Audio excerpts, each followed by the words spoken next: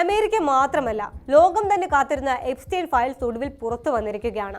കുപ്രസിദ്ധ ലൈംഗിക കുറ്റവാളിയും മനുഷ്യക്കടത്ത് ആരോപണ വിധേയനുമായ ജെഫ്രി എപ്സ്റ്റീനുമായി ബന്ധപ്പെട്ട ആയിരക്കണക്കിന് ഫയലുകൾ അമേരിക്കൻ ജസ്റ്റിസ് ഡിപ്പാർട്ട്മെന്റ് പ്രസിദ്ധീകരിച്ചു.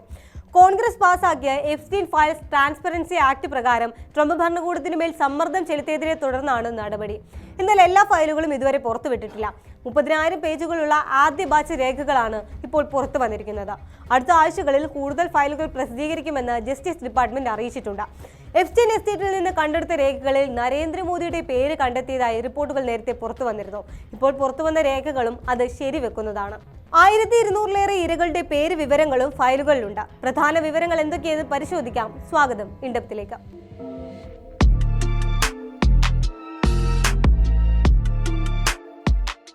ഡിസംബർ 19-ന് DOJ ആയിരക്കണക്കിന് പേജുകൾ ഉൾപ്പെടുന്ന ഫയലുകൾ പ്രസിദ്ധീകരിച്ചു. ഇതിൽ 13,000-ലധികം ഡോക്യുമെന്റുകളും 100 കണക്കിന് ഫോട്ടോകളുമാണ് ഉള്ളത്. എന്നാൽ പല ഡോക്യുമെന്റുകളും റെഡാക്റ്റഡ് ആണ്. ഡോക്യുമെന്റിൽ നിന്ന് നീക്കം ചെയ്യുകയോ മറയ്ക്കുകയോ ചെയ്യുന്നതിനെയാണ് റെഡാക്റ്റഡ് എന്ന് പറയുന്നത്. എപ്സ്റ്റൈൻ രേഖകൾ ഉൾക്കൊള്ളുന്ന US നീതിന്യായ വകുപ്പിന്റെ പൊതു വെബ്സൈറ്റിൽ നിന്ന് 16 ഫയലുകൾ അപ്രത്യക്ഷമായതായും റിപ്പോർട്ടുകൾ പുറത്തു വന്നിരുന്നു. US പ്രസിഡന്റ് ഡൊണാൾഡ് ട്രംപിന്റെ ചിത്രങ്ങളും നഷ്ടപ്പെട്ട ഫയലുകളിൽ ഉൾപ്പെട്ടിട്ടുണ്ട് എന്നാണ് റിപ്പോർട്ട്.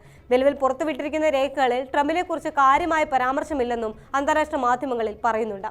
വെബ്സൈറ്റിൽ പോസ്റ്റ് ചെയ്ത് ഒരു ദിവസത്തിന് ശേഷമാണ് ഫയലുകൾ അപ്രത്യക്ഷമായിരിക്കുന്നത്. ഇത് മനഃപൂർവ്വം നീക്കം ചെയ്തതാണോ മറ്റു കാരണങ്ങൾ എന്താണെന്നോ ജസ്റ്റിസ് ഡിപ്പാർട്ട്മെന്റ് വ്യക്തമാക്കിയിട്ടില്ല. ഫെബ്രുവരിയിൽ നീതിന്യായ വകുപ്പ് പുറത്തിറക്കിയ എപ്സ്റ്റീന്റെ സ്വകാര്യ ജെറ്റിന്റെ ഫ്ലൈറ്റ് ലോഗുകളിൽ അടക്കം ട്രംപിന്റെ പേര് ഉൾപ്പെട്ടിരുന്നു.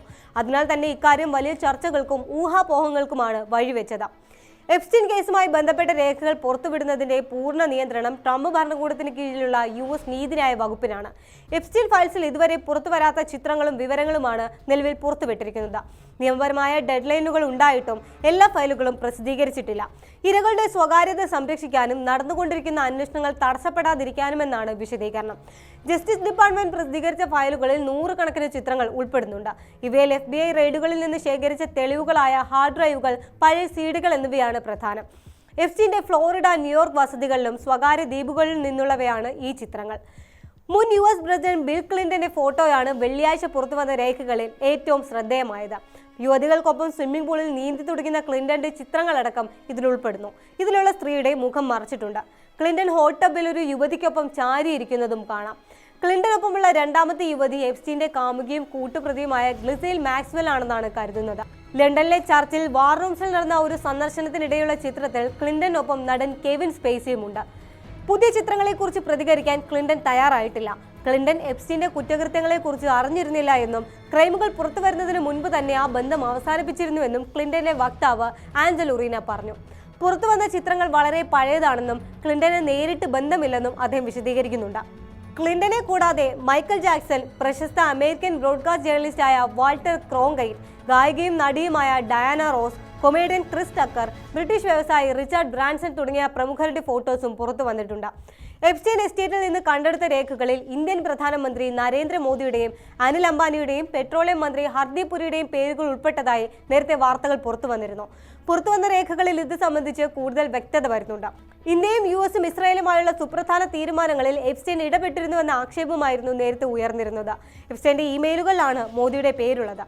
2019-ലെ ഒരു ഇമെയിൽ സന്ദേശത്തിൽ ട്രംപിന്റെ മുൻ ഉപദേശകൻ സ്റ്റീവ് ബാനറുമായുള്ള മോദിയുടെ കൂടിക്കാഴ്ചയ്ക്ക് എപ്സ്റ്റൈൻ മധ്യവർത്തിയാകാൻ ശ്രമിച്ചുവെന്നാണ് സൂചന. മോദി ഓൺ ബോർഡ് എന്നാണ് മെയിലിൽ എഴുതിയിരിക്കുന്നത്. എപ്സ്റ്റൈൻ കൂടിക്കാഴ്ച സംഘടിപ്പിക്കാൻ ശ്രമം നടത്തിയെങ്കിലും ഇങ്ങനെ ഒരു സംഭവം നടന്നതായുള്ള ഔദ്യോഗിക രേഖകൾ ഇന്ത്യയിലോ US-ലോ ഇല്ല. മോദിക്കെതിരെ കുറ്റാരോപണമില്ല എന്ന് ഫാക്ട് ചെക്കുകളിലൂടെയും വ്യക്തമായിട്ടുണ്ട്. 2014 മുതൽ 2017 വരെ 5 വട്ടമാണ് പെട്രോളിയം മന്ത്രി ഹർദീപ് സിംഗ് പുരിയുടെ പേര് എപ്സ്റ്റൈൻ ഫയൽസിൽ ഇടം പിടിച്ചിട്ടുള്ളത്. പുരിക്കായി എപ്സ്റ്റൈൻ പെൺകുട്ടികളെ എത്തിച്ചു നൽകിയെന്ന് സമൂഹ മാധ്യമങ്ങളിലടക്കം വ്യാപക പ്രചാരണങ്ങൾ ഉണ്ടായിരുന്നു. എന്നാൽ നിലവിൽ പുറത്തുവന്ന രേഖകളിൽ ഇതിലെ തെളിവുകളൊന്നുമില്ല. അനിൽ അംബാനിയുടേതാണ് മറ്റൊരു പേര്. 2017-ൽ അനിൽ അംബാനിയും ജെഫ്രി എപ്സ്റ്റൈനുമായി ബന്ധമുണ്ടായിരുന്നുവെന്ന് തെളിയിക്കുന്ന email US house oversight committee സ്ഥിരീകരിച്ചിട്ടുണ്ട്. നരേന്ദ്രമോദി ആദ്യമായി US സന്ദർശിക്കുന്നതുമായി ബന്ധപ്പെട്ടായിരുന്നു ആ സംഭാഷണം. ആഗോളതലത്തിൽ തന്റെ പേര് ഉറപ്പിക്കാനുള്ള എപ്സ്റ്റൈന്റെ തന്ത്രമായിരുന്നു ഇതെന്നാണ് കരുതുന്നത്. എപ്സ്റ്റൈൻ ഫയലുകൾ പുറത്തുവിടാനായി US കോൺഗ്രസ് നിശ്ചയിച്ച സമയപരിധി ഡിസംബർ 19 ആയിരുന്നു. എപ്സ്റ്റൈൻ നിരവധി പെൺകുട്ടികളെ സ്വകാര്യ ദ്വീപിലേക്ക് കടത്തിക്കൊണ്ടുപോയി ലൈംഗിക ചൂഷണം നടത്തിയെന്നാണ് കേസ്. നിരവധി പ്രമുഖർ ലൈംഗിക വൈകൃതങ്ങൾ നിറഞ്ഞ കുപ്രസിദ്ധമായ ദ്വീപിൽ സന്ദർശനം നടത്തിയതായും റിപ്പോർട്ടുകൾ പുറത്തുവന്നിരുന്നു. അടുത്ത ആഴ്ചകളിൽ ലക്ഷക്കണക്കിന് പേജുകൾ കൂടി പ്രസിദ്ധീകരിക്കുമെന്ന് നീതിന്യായ വകുപ്പ് പറയുന്നു. ഈ ഫയലുകളിൽ എപ്സ്റ്റീന്റെ ശൃംഖലയെക്കുറിച്ച് പുതിയ വെളിപ്പെടുത്തലുകളൊന്നുമില്ലെങ്കിലും പ്രമുഖരുമായുള്ള സാമൂഹിക ബന്ധങ്ങളാണ് പുറത്തുവരുന്നത്. കൂടുതൽ അപ്ഡേറ്റുകൾ വരും ദിവസങ്ങളിൽ അറിയാം.